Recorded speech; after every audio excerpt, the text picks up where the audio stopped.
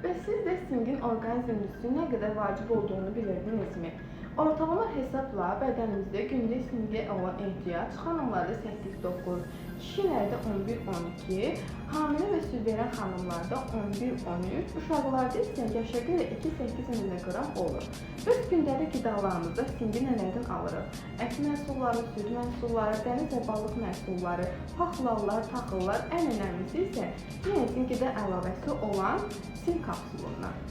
Orqanizmdə sink çatışmamazlığında bədən buna tez reaksiya verir və sink orqanizmdə nə kimi rollar oynayır? İmmuniteti gücləndirir, bədənimizdə infeksiya və virusa qarşı davamlılığı artırır. Dəri, saç, dırnaqlarımız üçün çox vacibdir.